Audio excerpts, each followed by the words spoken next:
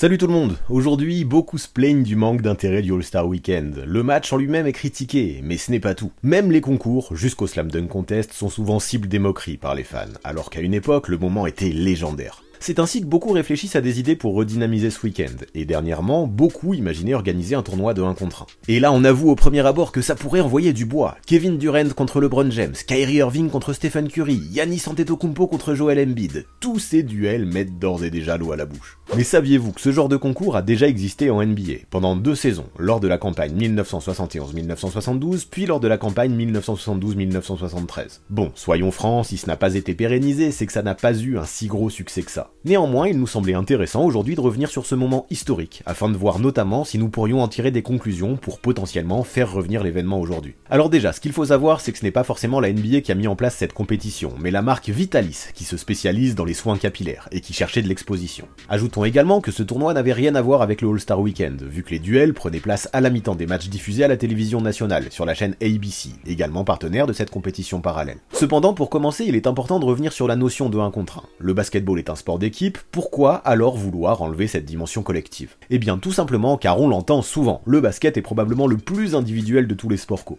En effet, pendant les matchs, et encore plus aujourd'hui, on assiste à des moments où les joueurs abusent de l'ISO afin de défier leur adversaire direct. Très régulièrement, on observe des duels entre l'attaquant et le défenseur, remportés tantôt par l'un, tantôt par l'autre. Parfois, nous voyons même des enchaînements non-stop de ce genre d'action. Ainsi, même si évidemment les coéquipiers des deux camps peuvent entrer dans la danse pour filer un coup de main, le jeu en 1 contre 1 a depuis toujours fait partie des piliers et de l'essence même du basketball. D'ailleurs, tous ceux qui ont pratiqué le savent, que ce soit sur les playgrounds ou à l'entraînement, on adore défier un pote en 1v1. C'est une vraie discipline qui demande des qualités variées, une panoplie offensive de ouf, un gros handle, des appuis, mais qui oblige également à ne rien lâcher en défense. Au niveau cardio, c'est souvent létal, et on se rend compte à quel point ces one-on-one peuvent représenter une discipline à part entière. Arrêtez-vous sur un playground pendant l'été et vous vous en rendrez compte. Même si les matchs en 5 contre 5, en 3 contre 3 ou même en 2 contre 2 sont souvent privilégiés, il n'est pas rare de voir deux joueurs s'affronter dans une guerre de skills ou encore une guerre d'ego. Avouons également que c'est pratique, cela évite de rameuter toute une bande de potes pour s'amuser avec une balle orange. Au volley par exemple, ou même au hand, au foot ou au rugby, il est toujours possible de trouver des situations pour prendre du plaisir seulement à deux, mais avouons tout de même que c'est plus compliqué. Pour ce qui est du basket au final, aucun problème, et nous devons même avouer que certains de ces duels sont juste fantastiques à observer. C'est là que prennent place souvent les moves les plus secrets, les plus inattendus. C'est là aussi que souvent la filouterie est à son paroxysme, il faut jouer avec ses meilleures qualités et exploiter les plus grosses faiblesses de son vis-à-vis. Il faut être puissant c'est sûr, mais la dextérité, l'adresse et les skills ont également une place super importante, et c'est justement ce qui est plaisant. Pourtant il faut le dire, souvent dans le basket de club, les joueurs de 1 contre 1 sont souvent montrés du doigt, on les considère comme des croqueurs qui handicapent le jeu collectif. On peut comprendre cette vision, mais si dans la team tu n'as personne qui est capable de jouer en ISO, encore plus en 2023, tu n'auras souvent que peu d'ambition. Bob Lanier, qui, on en parlera après, a remporté le premier tournoi de 1 contre 1 de l'histoire en NBA, donne son avis à ce propos. Vous avez toujours besoin de bons joueurs de 1 contre 1 dans une équipe si vous voulez que votre team soit exceptionnel.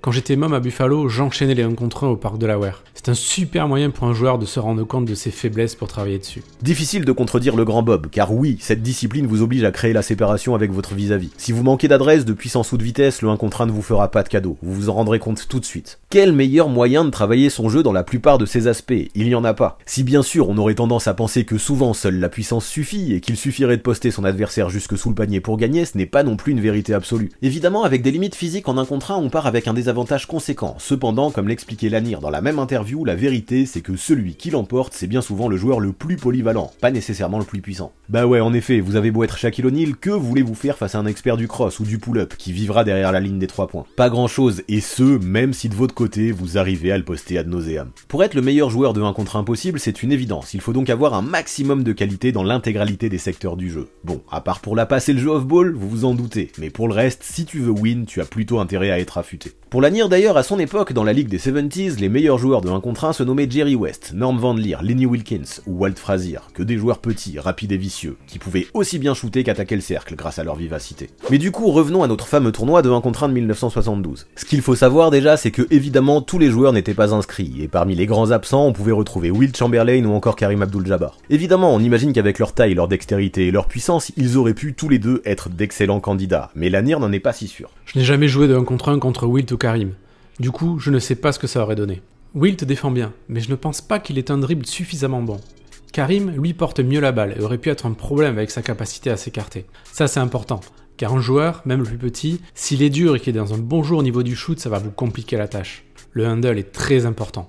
et je pense que cette qualité m'a beaucoup aidé. Ce qui est primordial finalement, c'est l'étendue de votre panoplie. On en revient donc au même constat, pour être un bon joueur en 1v1, il ne suffit pas d'être un monstre physique, il faut savoir tout faire. Si tu ne sais pas dribbler, shooter ou porter la balle un minimum, tu n'as littéralement aucune chance. Pour Lanier, même si ça ne s'est pas vu en finale face à Jojo White, c'est son mix varié de qualités qui lui a permis de gagner et de repartir avec la victoire en 1972. Ça, on avoue que c'est difficile de s'en rendre compte, car aujourd'hui, seules les images de la finale entre Jojo White et Bob Lanier, qui prit place à la mi-temps du match 5 des finales 1972, sont disponibles au visionnage. Cependant, ce que l'on sait, vu que le bracket était présenté, c'est que 34 joueurs avaient participé à la compétition. Vu qu'il y avait 17 équipes à l'époque en NBA, cela représentait 2 joueurs par team, ni plus ni moins. Après un play-in qui a réduit le groupe à 32, il suffisait ensuite d'organiser un tournoi à élimination directe de la façon la plus classique et la plus simple possible. Enfin simple, pas tant que ça, en raison des complications du calendrier, les matchs étaient tous préalablement enregistrés dès que c'était possible par ABC, puis diffusés ensuite plus tard, en différé, en fonction des matchs programmés. C'était le seul moyen vraiment d'organiser ce tournoi, même si la finale, elle, eut lieu en direct. C'est vrai que c'était contraignant pour les joueurs, mais disons-le, le prize pool compensait amplement ces difficultés. Car oui, si tu te qualifiais au second tour, tu remportais 750$. Si tu te qualifiais en quart, tu en remportais 1500, puis 3500 pour les demi, 7500 pour le finaliste et 15 000 dans un gros sac en liquide pour le vainqueur. Le sponsor Vitalis avait mis les petits plats dans les grands pour le cash prize, et à cette époque-là, pour les joueurs, 15K, ça représentait une somme considérable. Bah ouais, quand on sait que le salaire moyen à l'époque pour un joueur c'était 35 000$ par an, ça faisait quand même une somme. On comprend donc qu'il y ait eu des candidats pour ce tournoi. Ainsi, parmi les joueurs majeurs, on pouvait retrouver Pete Maravich, éliminé au premier tour justement face à Bob Lanier, Billy Cunningham, Paul Silas, Connie Hawkins, Jerry Lucas, Jojo White, Lenny Wilkins, Pat Riley, Rudy Tomjanovich, Butch Beard et encore plein d'autres. Le casting était juste fou. Bon, tout le monde n'avait pas forcément envoyé ses meilleurs joueurs, mais quand même, on avait très beau nom. Tout le monde voulait remporter ce sac plein de billets verts, et on le comprend. Les joueurs avaient donné de l'importance à ce tournoi de 1 contre 1, et même si bien sûr la récompense motivait, il représentait également une guerre d'ego qui permettrait de savoir qui serait le meilleur dans toute la ligue dans cette discipline. Pour remporter un match, il fallait être le premier à atteindre 20 points, en comptant 2 points par tir. Sur les images, on peut bel et bien voir une ligne à 3 points, de façon surprenante vu qu'elle n'est apparue en NBA qu'en 1979, mais elle servait seulement de repère pour ressortir du périmètre après un rebond défensif. De plus, tu ne pouvais pas t'imposer si l'écart n'était pas supérieur à 3, le match continuait donc jusqu'à ce que l'un des deux duellistes prenne 4 points d'avance. Les possessions étaient de 10 secondes, ce qui apportait un jeu très rapide, les fautes étaient sifflées et des lancers francs pouvaient être tirés. Là, on avoue qu'on aurait aimé avoir des images du quart de finale remporté par Jojo White face à Connie Hawkins, mais peu importe, après avoir éliminé respectivement Mike Newlin et Jeff Mullins, Lanier et White, les deux favoris se retrouvaient en finale. Ajoutons que le duel Maravich-Lanier du premier tour, on aurait aimé y assister aussi. Le match était tellement serré qu'il en est devenu interminable. Les deux adversaires ont tous deux dû scorer plus de 40 points avant de se départager. Aucun d'eux ne voulait lâcher, et clairement, ça aurait pu rentrer dans l'histoire avec des images. Mais bref, oublions notre frustration et revenons-en à notre finale. Là, on doit l'avouer, tous les beaux discours de Bob Lanier sur l'importance de la vitesse, du handle et de la polyvalence partaient à la trappe. Tout au long de la rencontre, le pivot a utilisé sa puissance pour pousser jusque sous le panier le meneur d'1m90. Celui-ci avait beau se battre, il ne pouvait rien faire face au physique de son adversaire. On avoue que quand on jette un œil aux images, souvent ça paraît injuste. Bon, ça n'a pas empêché White de mettre quelques mid-range quand même, qui obligeaient l'intérieur des Pistons à sortir de la peinture, mais en post-up, Lanier était juste trop puissant. Le meneur des Seas n'avait pas le choix, soit il faisait faute, soit il se faisait scorer sur la tronche. Avouons que pour lui, les options étaient limitées. Maintenant, et c'est tout à l'honneur de Lanier, il n'a pas mis que des tirs sous le cercle. Effectivement, parfois, il a aussi montré l'étendue de sa panoplie, en dribblant jusqu'à ses spots en mid-range avant de balancer des pull-ups à 3-4 mètres grâce à sa très bonne main gauche. De plus, si Jojo White avait pu battre des joueurs comme Jack Marine, Ron Knight ou Connie Hawkins lors des tours précédents, à qui il rendait à chaque fois plus de 10 cm, cela prouvait en effet que la taille ne faisait pas tout. Cependant, soyons francs, dans cette finale face à Lanier, ce facteur a joué un facteur primordial. La vivacité, l'adresse et les skills de White lui ont tout de même permis de planter 16 points, mais Lanier, sur un très bon move au poste encore une fois, a conclu le game sur un turnaround jumper avec la planche. 21-16, victoire pour le pivot. Avouons que cette finale, malgré toutes les promesses qu'elle tenait au vu des gros noms des deux adversaires, laissa un goût amer au fond de la gorge des spectateurs, vu son déroulement prévisible et l'abus de jeu en post-up.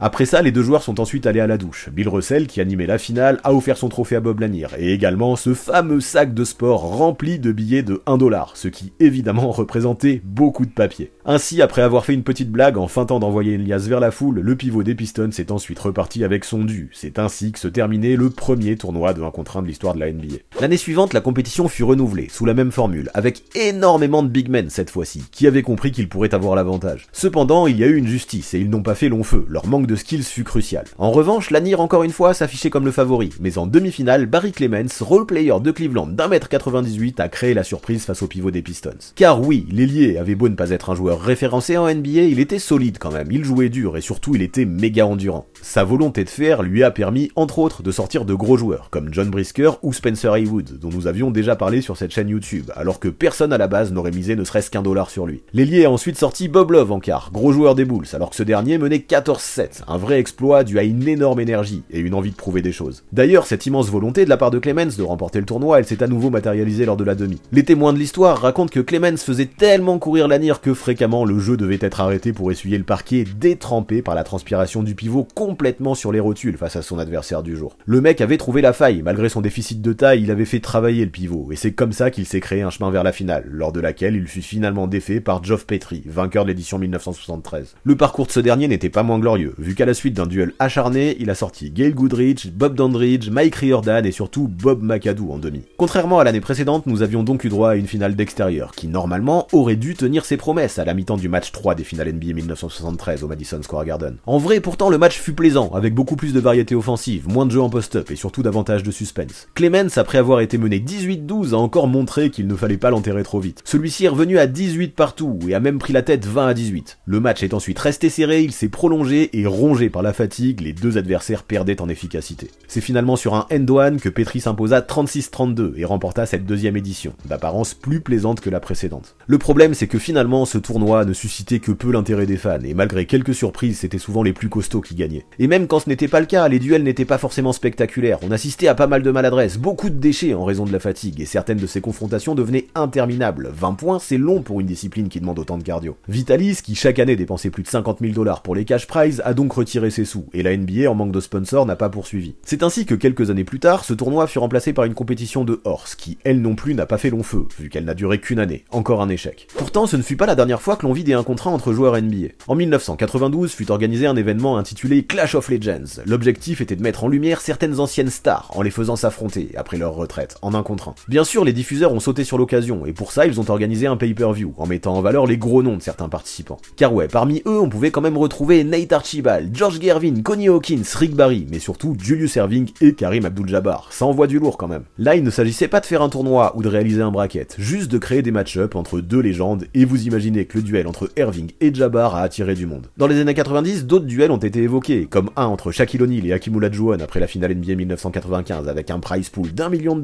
ou encore un autre entre Michael Jordan et Magic Johnson. Tout ça, on ne va pas trop le développer, mais si le sujet vous intéresse, dites-le nous en commentaire, on fera en sorte de vous en faire des vidéos. Ce qui est sûr, c'est que ces dernières années, l'idée revient de plus en plus sur le tapis, et comme on l'a dit, elle pourrait représenter un très bon moyen de redynamiser le All-Star Weekend. Sachez d'ailleurs qu'une pétition d'il y a 5 ans à l'attention d'Adam Silver existe actuellement sur le site change.org, mais à ce jour, elle n'a récolté que 145 signatures. Elle n'a donc aucun poids. Cependant, ce que les fans semblent vouloir, c'est un vrai tournoi, qui puisse se dérouler sur le long terme, un peu comme on l'a vu dans les années 70. En effet, selon un sondage effectué auprès de 12 000 fans NBA, 87% d'entre eux regarderaient de tels matchs s'ils avaient lieu. Parmi eux, 68% paieraient un supplément sur le League Pass pour ça, et 61% estiment même que ces affrontements seraient plus excitants que des matchs de saison régulière classiques. Comme quoi, il y a peut-être un vrai business à se faire pour la NBA en parallèle, et peut-être que la Ligue ferait bien de s'y pencher. Et puis du côté des joueurs, c'est un peu la même, on aime confronter nos égos, et la motivation paraît présente. Kyrie Irving et Kemba Walker par exemple se sont déjà déclarés bouillants à l'idée de s'affronter dans un 1 contre 1 qui serait télévisé. Stephen Curry s'est déjà montré chaud lui aussi, tandis que Kevin Durant, il y a quelques années, avait déclaré qu'il serait prêt à laisser sa place au All-Star Game à n'importe quel joueur NBA qu'il battrait en 1v1. Plusieurs fois donc l'idée est revenue sur le tapis, et tout un tas de joueurs, de Chris Paul à Aaron Gordon, en passant par Chris Middleton, Zach LaVine et Rudy Gobert ont confirmé que l'idée était bonne. Le souci, c'est un peu comme pour le concours de dunk. Qui voudrait y participer avec le risque de se blesser? Autant on peut conclure qu'une saison de 1 contre 1, comme en 72 et en 73, puisse paraître inimaginable aujourd'hui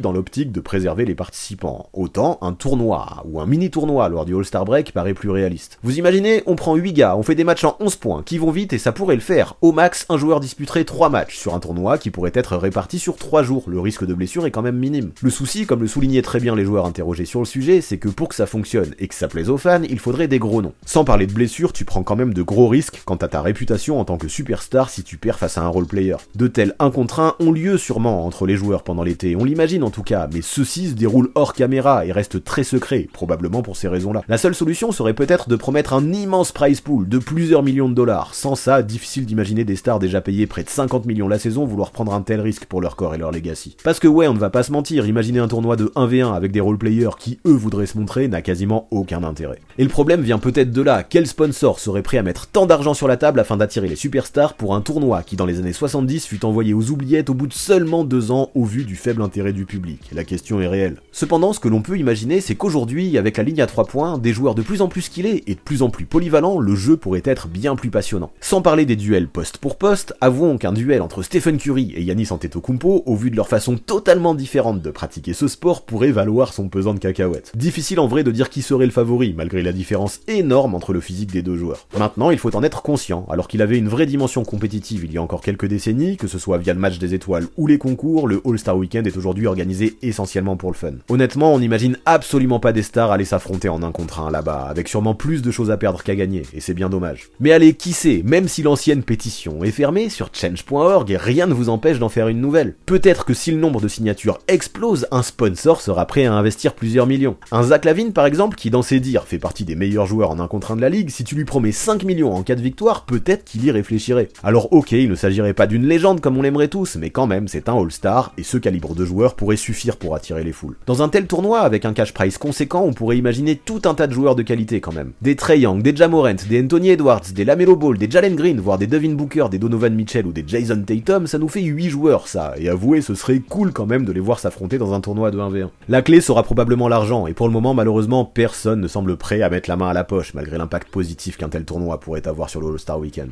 Alors pas le choix, d'ici là on se contentera de la ligue de 1 contre 1 créée l'an dernier par Tracy McGrady, la OBL, Women's Basketball League. Bien sûr le problème c'est qu'elle n'implique pas de joueurs NBA, même si certains passés par la grande ligue, comme Glenn Rice Jr par exemple s'y sont inscrits. Et qui sait, si son projet perce, pourquoi ne pas imaginer la NBA et les sponsors se mettre d'accord sur l'idée d'intégrer un tel tournoi dans la grande ligue. Franchement non, on attend que ça. En attendant on ne peut que spéculer pour savoir qui en NBA est le meilleur joueur de 1 contre 1. Nous à la rédac on a probablement un petit penchant pour Kevin Durant, mais vous, qu'en pensez-vous? Spammez les noms dans les commentaires, on veut savoir qui en NBA selon vous remporterait aujourd'hui ce fameux tournoi de N-on-1 et succédera 50 ans après à Bob Lanier et Geoff Petrie. On vous attend fort. Avant de partir, abonnez-vous à la chaîne de Basket Info, mais aussi à celle du 6ème homme pour avoir 2 visions complémentaires de la NBA. Les dernières vidéos mises en ligne apparaissent sous vos yeux.